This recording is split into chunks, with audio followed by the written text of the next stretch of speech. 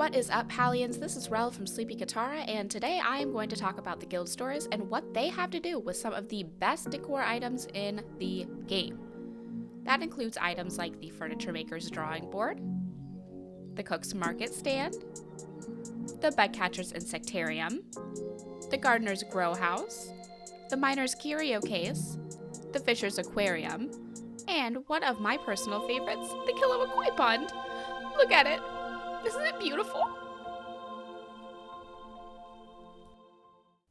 Besides those larger items, there are a few smaller items too that I have not quite saved up for yet, like the Fisher's Treasure Chest, Cook's Trays, Bugcatcher's Lure, Forager's Planter, Forager's Bonsai, Furniture Maker's Tool Chest, the Miner's Anvil, Gardener's Cornucopia, and some cool hunting targets for your yard.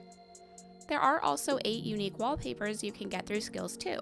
There's one for foraging, farming, cooking, mining, bug catching, furniture making, hunting, and fishing. A lot of these wallpapers have cool 3D effects and moving elements as well that you can't quite see from these pictures. So I mentioned the guild stores. To go into some more detail here, there are 8 guild stores in total, one for each skill. The head of the guild store is listed here if you hover over each skill on the inventory tab. The head of the guild store is the person you can talk to in order to access the guild store. So we have Einar for fishing, Reth for cooking, Badru for gardening, Hodari for mining, Hassian for hunting, Ani for bug catching, Ashura for foraging, and Tish for furniture making. Accessing the guild stores is important because that's going to be how you can purchase the items I mentioned. Let's take a look at those guild stores. As a side note, you don't have to level up your relationship with the characters to access the guild store. You'll notice when you stand next to one of the guild leaders there will be 2 options, the chat and the open store option. The stores that open from the villagers are different than the ones that you open in the shop. They will have completely separate items. So once you press the corresponding button with the open store option, it will open up the guild store. This one is the Furniture Making Guild store, which is listed right up there at the top. Once you open this, you can scroll through the recipes they offer, in this case lots of furniture recipes, and you can click on the items tab here at the top to see what items this character sells. Tish sells the Blueprint Wallpaper, Furniture Maker's Chest, and the Furniture Maker's Drawing Board. You may notice when you get to these items, instead of costing gold, they cost little blue coin things. This is currency that is completely separate from gold and is earned through the corresponding skill. We'll talk some more on that in a minute. You can take a look at the shops of any of the guild leaders the same way. For example, heading over to Reth's shop, we can see he has the Ramen Bowl wallpaper, Cook's Trays, and the Cook's Market Stand. If we take a look at Badru's shop, he sells the Gardener's Grow House, Gardener's Cornucopia, and the Tomato Vines wallpaper. This wallpaper is so cool. It has a ton of moving elements and it's super 3D. As a side note, he also sells the blueberry and apple seeds for this currency. Ani sells the Bugcatcher's Insectarium, Bugcatcher's Lure, and the Butterfly Lights wallpaper. You can also buy smaller usable items from him like the honey lure or buzzy jars. While these items are certainly useful, you can also craft these at the crafting table once you have the needed resources and save yourself the guild coins. That is, of course, up to your own discretion, but I usually recommend saving up for the decor items instead. Time for an adventure to go find Einar.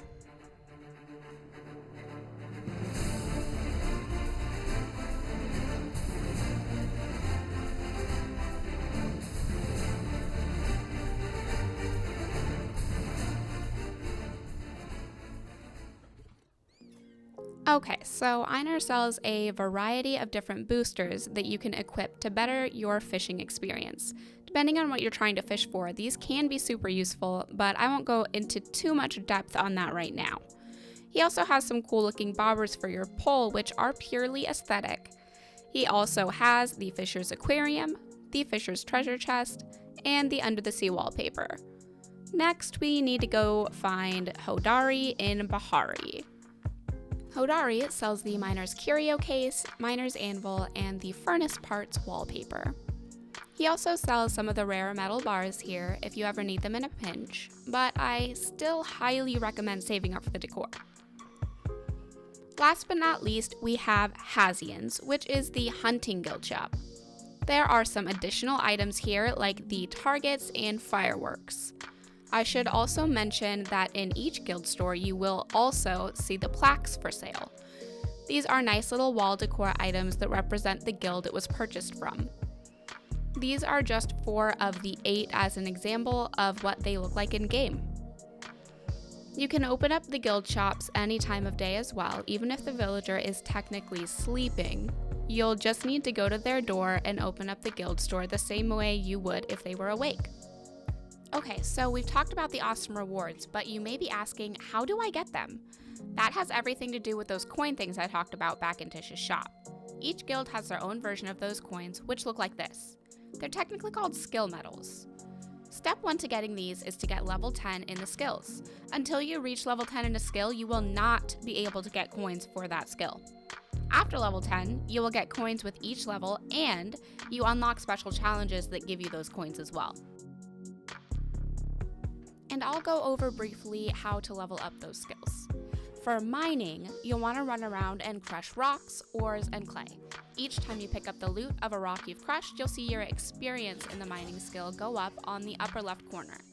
This goes for all of the skills. You do have to make sure you loot everything to get your experience. For hunting, make sure you have plenty of arrows on hand, and then go out and hunt down Chappa, Muujin, or Sernuk.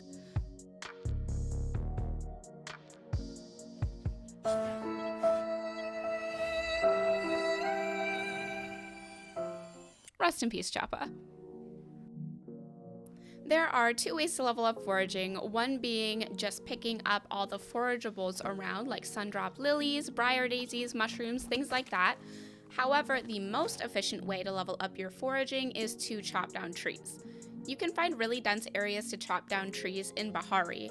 I personally like the area at the top of the Bahari map near the outskirts and Tamala's house to get my chop on. Just make sure before you go to chop down trees there that you have at least the level 2 standard axe. Before then, you'll have to chop down the sapwood trees instead of the heartwood trees. For fishing, well, you cast your line out there, you wait, and you wait, and then you keep waiting, and then you wait some more, and eventually you will get a bite and reel in the fish.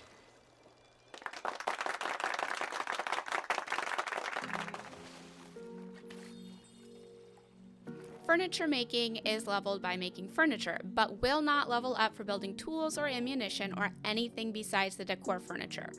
The more resources and the rarer the resources are, the more experience you will get for the item. So, something that requires, for example, 10 sapwood to create won't level up my furniture making nearly as much as this bellflower pantry that needs 30 flowwood, 20 stone blocks, and 4 glass.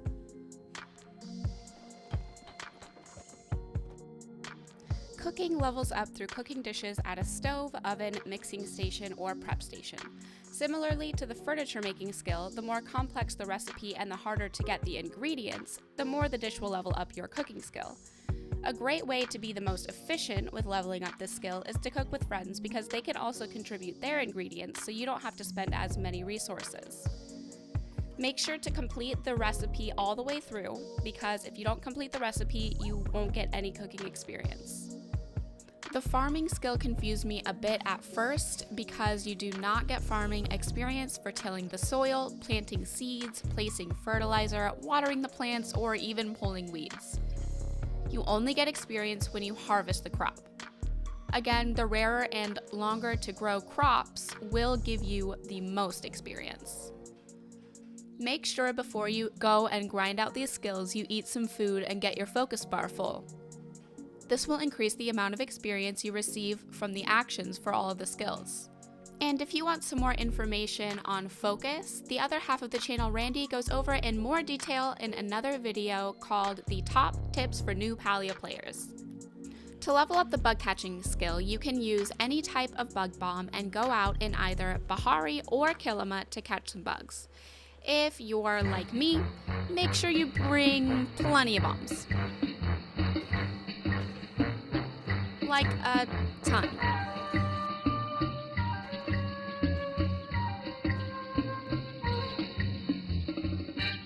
So you may see that I got 40 of the bug catching skill medals there. That is from the second way that you can get the skill medals besides leveling up the skill. The weekly accomplishments. Once you hit level 10 in a skill, you will unlock the weekly quests for that skill.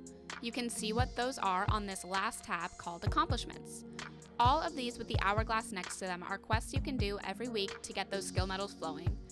It will tell you how many coins you get and what you need to do right underneath. When it's completed, it will say completed on the challenge like this. All of these that say together will require a buddy, whether it's someone that you party up with or someone who just happens to be on the server. You'll have to complete those tasks with another user. We have a Together Weekly Challenge completion party on our Twitch channel Sleepy Katara to make sure that everyone has someone to get these completed with. If you have any more helpful tips on leveling up these skills or have any questions I didn't discuss, please comment below, and if you like this video and want to see more like it, hit that sub button to check out the rest of our Palia tips. Until next time, happy leveling, Palians!